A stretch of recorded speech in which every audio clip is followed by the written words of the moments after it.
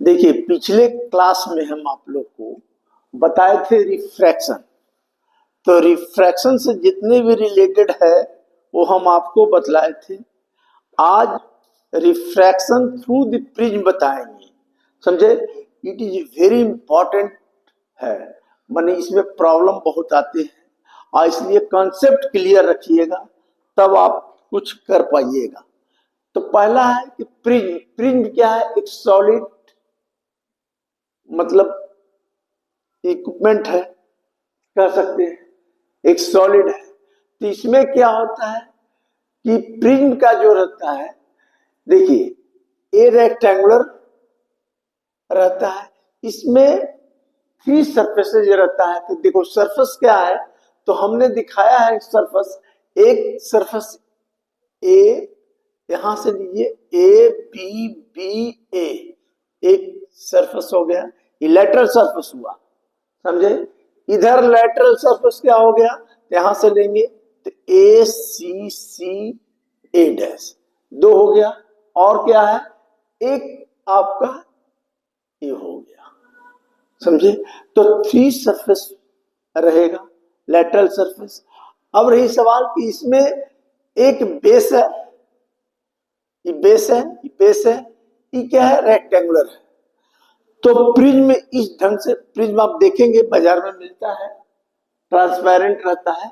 तो प्रिज्म में आप इस चीज जानना जरूरी कि प्रिज्म क्या है। समझ गए? अब इसमें क्या होता है कि प्रिज्म में रे ऑफ लाइट देंगे तो देखिए, अगर रे ऑफ लाइट जाएगा तो रे ऑफ लाइट कहां से जाएगा, तो बाहर से जाएगा। तो बाहर से मतलब रेयर से जाएगा, तो रेयर से डेंसर जाएगा, तो क्या होगा, टूवर्ड्स से नॉर्मल। ये हम बतला चुके हैं। अब जैसे ही अंदर चला गया रेक्टेंगुलर फेस से, एक फेस पर, कोई भी फेस पर लिए तो एक रे ऑफ लाइट गया। समझे? तो क्या होगा, वेंट टूवर्ड्स से नॉर्मल। यही यही मतलब कहने का मतलब कि अंदर गया तो ये क्या करेगा, रे ऑफ लाइट इमर्ज करेगा, आउट होगा, बाहर होगा। तो बाहर जो होगा उसको कहते हैं इमर्जेंट रे।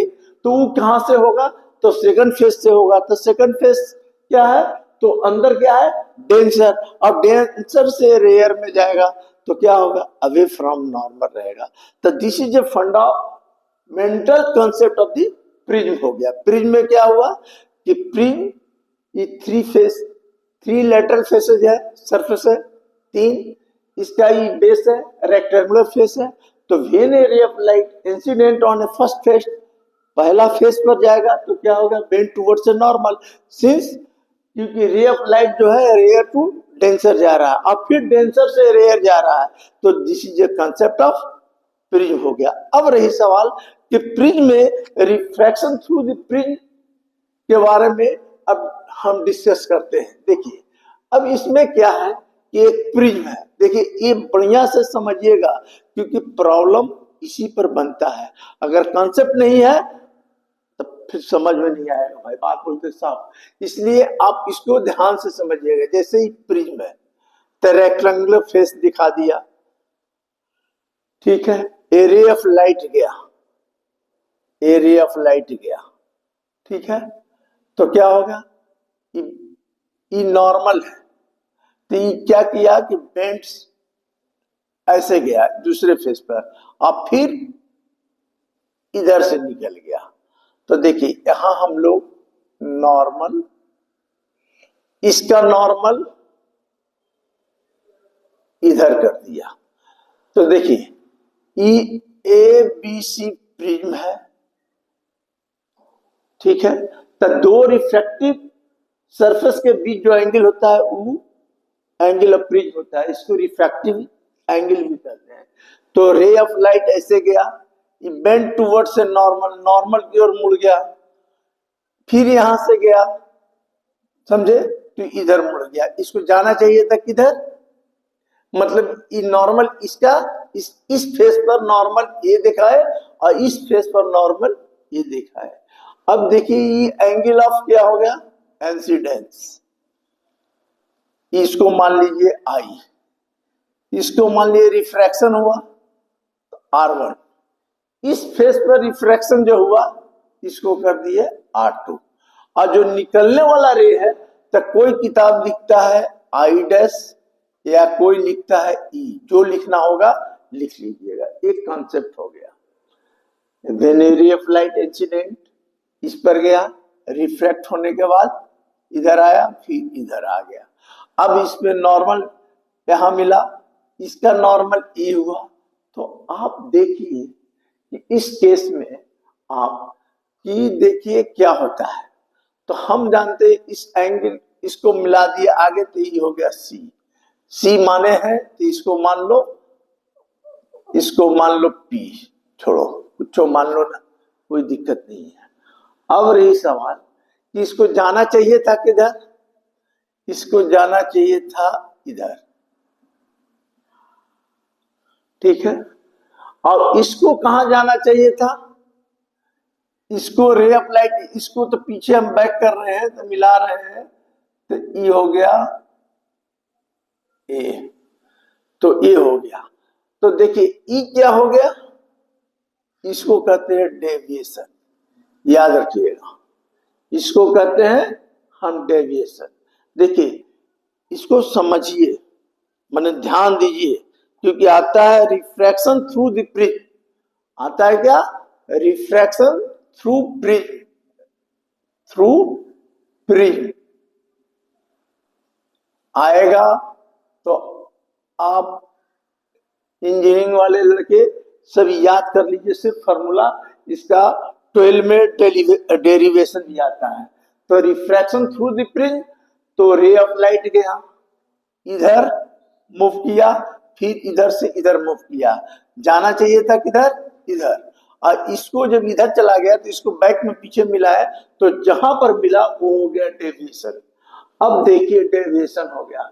तो अब देखिए हम निकालते हैं, कैलकुलेट करते हैं ये, तो कैलकुलेट करते हैं तो आप जानते हैं कि अगर इसको मान लिया 1 और इसको मान लिया 2, ठीक है, तो इसको 1 मान लिया, तो हम जानते हैं कि वर्टिकली अपोजिट एंगल क्या होता है, इक्वल होता है। वर्टिकली अपोजिट एंगल इक्वल होता है। तो देखिए वर्टिकली अपोजिट एंगल को हम लिख रहे हैं 1 plus R1 equal to I। तो 1 इक्वल टू का हो गया I माइनस R1, ये निकल गया, ठीक है। इस साइड में देखो वर्टिकली अपोजिट एंगल क्या होगा, तो देखो इसको ई लिखते हैं, ई को हम लोग क्या बोलते हैं, इमर्जेंट रे, याद रखिएगा, हम लिख देते हैं। तो ई वर्टिकली अपोजिट एंगल क्या होगा, तो देखिए 2 प्लस R2 इक्वल टू ई, तो 2 बराबर का होगा e minus R2, i dash minus R2 भी लिख सकते हैं, समझे। तो देखिए आई क्या हो गया, इंसिडेंट रे, ठीक है। ई क्या हो गया, इमर्जेंट रे, जो निकल रहा है, इमर्जेंट रे from second surface, I incident on first surface. R1 क्या है, रिफ्रैक्शन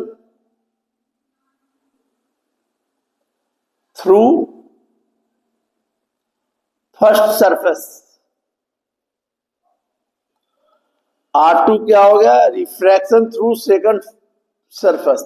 ये चीज हो गया, ये चीज तो समझ में आ गया कि आई ई क्या है, ई इमर्जेंट है। लोग बहुत किताब में आई डैश लिखा है, इसलिए आई डैश भी लिख सकते हैं, कोई दिक्कत नहीं, मतलब तो ऐसा हो गया। अब देखिए कि 1 भी निकाल दिया और 2 भी निकाल दिया, जो माने हम, तो हम जानते हैं इस ट्रायंगल में, देखिए इस ट्रायंगल में, आप ट्रायंगल में जानते हैं कि this angle is equal to this angle, माने एक्सटीरियर एंगल जो होता है this sum of the interior angle होता है। तो एक्सटीरियर एंगल ही हुआ डेविएशन, बाहर का एंगल ही है इस ट्रायंगल में। तो सम ऑफ द क्या हो गया, एक्सटीरियर एंगल, माने sum of the interior angle equal to deviation.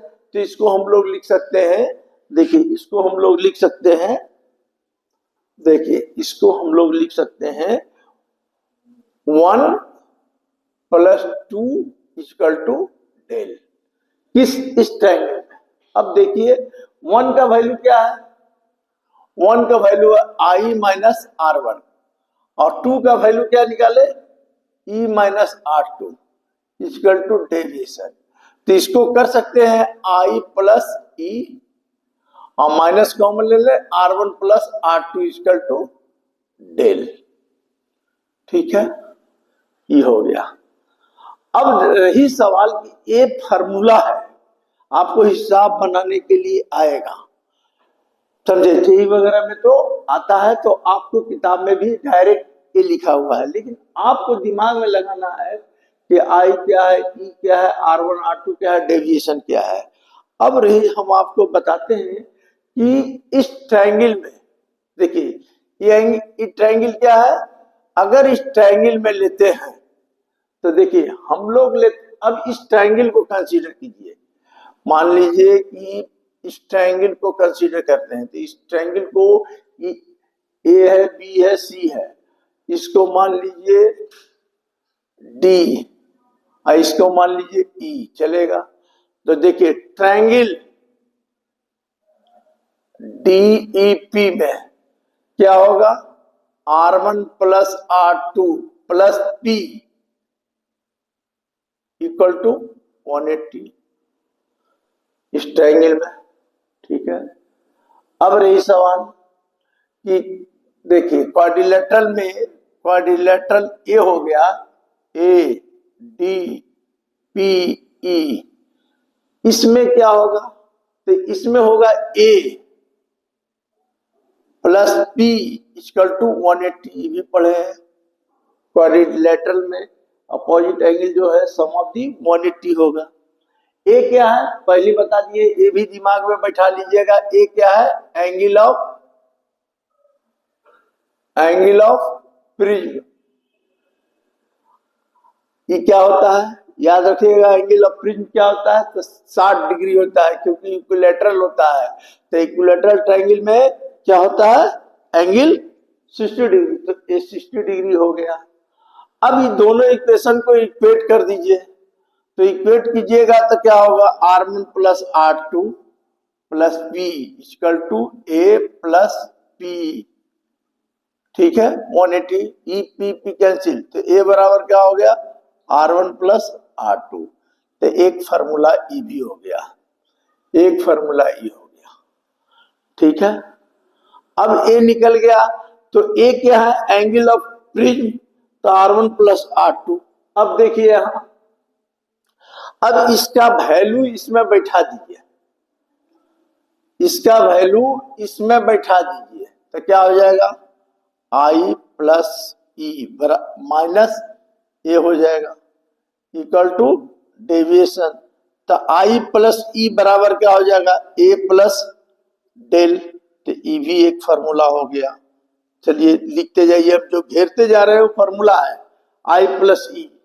अब रही सवाल कि देखिए, जहां आपको एक ही हो गया, जहां कहेगा for minimum deviation, for minimum deviation, जहां लिख देगा फॉर मिनिमम डेविएशन, तो याद रखिएगा फॉर मिनिमम डेविएशन, ये डेविएशन जो है मिनिमम हो तो मिनिमम कब होगा, तब देखिए आई ऑफ एंगल ऑफ आई, ये जो आई है, ये आई डैश या ई, ये एकदम बराबर हो जाए। बराबर कब होगा, तो सोचिए कि ये नॉर्मल हम लोग खींचे, समझे, ये जो डेविएशन है बिल्कुल मिनिमम हो जाए। तो ये मिनिमम कब होगा, या और नजदीक आएगा तब होगा। तो इसलिए इस कंडीशन में मिनिमम डेविएशन कहेगा तो आई बराबर आई डैश या ई। हम पहले बताए हैं कि आई डैश या ई दोनों सेम चीज है, तो आई डैश लिखिए या ई लिखिए। उसी तरह R1 बराबर क्या हो जाएगा, R2 बराबर मान लिए R। अब देखिए, अब यहां देखिए दोनों बराबर हो गया, तो आई या ई बराबर है, तो क्या लिखते हैं हम यहां से देखिए फ्रॉम थर्ड और सेकंड से।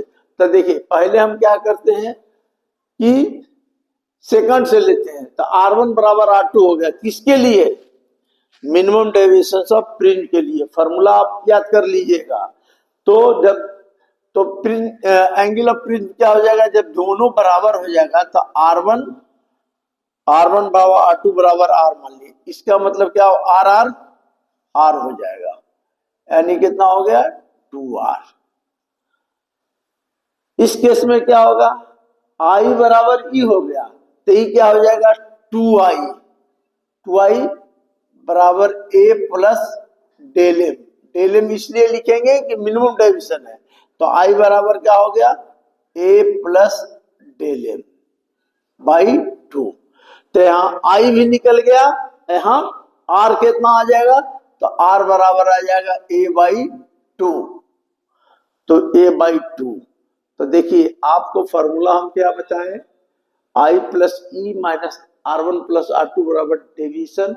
जहां मिनिमम डेविएशन कहेगा तो फॉर मिनिमम डेविएशन के लिए I बराबर I डैश बराबर ई भी लिख सकते हैं, R1 बराबर R2 बराबर होगा, इसको R लिखिए।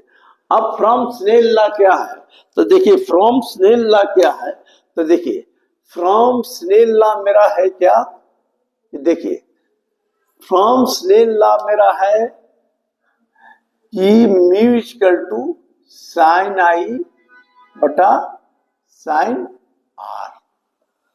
इफ स्नेल लॉ है तो प्रिंट के केस में रिफ्रैक्टिव इंडेक्स क्या होगा, तो देखिए रिफ्रैक्टिव इंडेक्स क्या होगा, तो देखिए म्यू साइन आई का वैल्यू क्या निकाल दिए, ए प्लस डेल एम बाई 2। ई क्या हो गया साइन आर का वैल्यू क्या लिखेंगे, ए बाई 2। तो रिफ्रैक्टिव इंडेक्स जो होगा थ्रू द प्रिंज उसका वैल्यू ये होगा, इस पर हिसाब बनता है।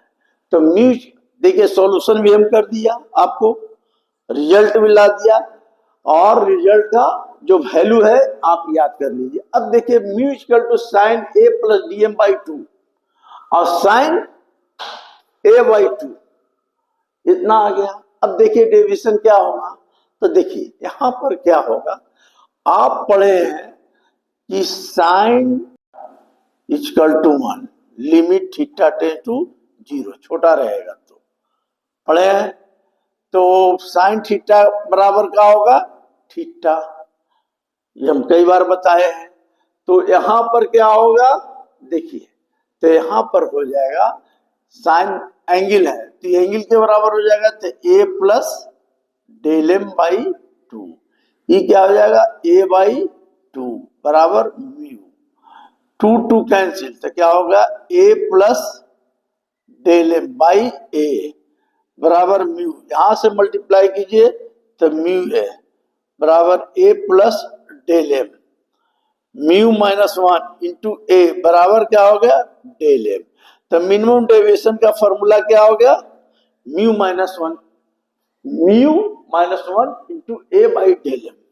तो ये चीज आपको याद रखना है, इतना चीज रिफ्रैक्शन थ्रू द प्रिज्म, अगर नहीं याद रखिएगा तो हिसाब नहीं बनेगा, समझ गए।